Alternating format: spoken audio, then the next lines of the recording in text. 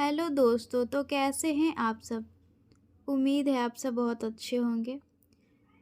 तो शुरू करते हैं आज के डिक्टेशन 120 शब्द प्रति मिनट के स्पीड से। स्टार्ट। अलगाववादियों का एक समूह कनाडा में लगातार भारतीयों की चिंता की बड़ी वजह बना हुआ है। वैंकूवर में भारतीय वाणिज्यिक दूतावास ने एक शिविर का आयोजन किया था। इस शिविर में कनाडा में रह रहे अवकाश प्राप्त भारतीयों को जीवन प्रमाण पत्र दिया जा रहा था, मगर खालिस्तान समर्थक तत्वों ने इस शिविर के खिलाफ जो विरोध प्रदर्शन किया है उसकी जितनी निंदा की जाए कम होगी। भारत में शासकीय सेवाओं में रहे बहुत से लोग सेवानिवृत्त होने के बाद कनाडा में रह रहे हैं। जीवन प्रमाण पत्र हासिल करने के लिए उनका भारत आना आसान नहीं है। ऐसे में भारतीय दूतावास शुरू से ही ऐसे शिविरों का आयोजन करता आया है ताकि विदेश में रह रहे बुजुर्गों को किसी परेशानी का सामना न करना पड़े। खास बात यह है कि यह शिविर ब्रिटिश कोलंबिया के एबार्ट्सफोर्ड में खालसा दीवान सोसाइटी के गुरुद्वारे में आयोजित था। शिविर की सूचना जैसे ही फैली, वहां सिखों का एक समूह जुट गया और भारतीय दूतावास के अधिकारियों के लिए मुसीबत खड़ी हो गई। खैर, किसी तरह से वहां से दूतावास के अधिकारियों को पुलिस सुरक्षा में निकाल लिया गया, पर ऐसा कोई भी घटनाक्रम बहुत अफसोसनाक है। भारतीय दूतावास की ओर से पहले भी यह चिंता जताई गई थी कि प्रदर्शनकारी समान कामकाज में भी बाधा पहुंचाने लगे हैं। यह ज़्यादा चिंता की बात है कि कनाडा सरकार अलगाववादियों के प्रति ज़रूरत से ज़्यादा उदार है। इसका नतीजा यह है कि खालिस्तान समर्थक तत्वों ने भविष्य में भी ऐसी गतिविधियों को बाधित करने की धमकी दी है। अलगाववादी समूह सिख फॉर जस्टिस ने पूरे दुस्साहस के साथ कहा है कि जहां भी भारत के अधिकारी जाएंगे, खालिस्तान समर्थक तत्व उन्हें जवाबदेह ठहराने की कोशिश करेंगे।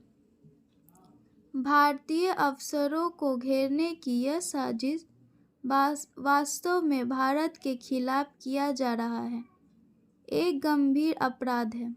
ऐसे दिग्भ्रमित भारत शत्रुओं की पहचान करना जरूरी है ताकि कनाडा सरकार पर कदम उठाने के लिए पर्याप्त दबाव बनाया जा सके।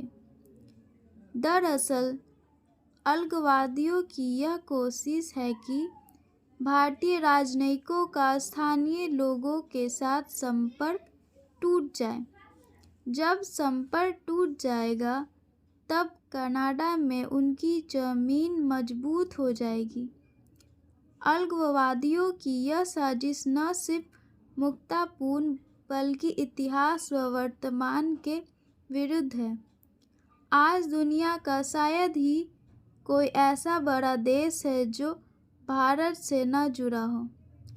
जिस देश में भारतीय मूल के लाखों लोग रहते हो, वह देश भला भारत से संपर्क कैसे तोड़ सकता है।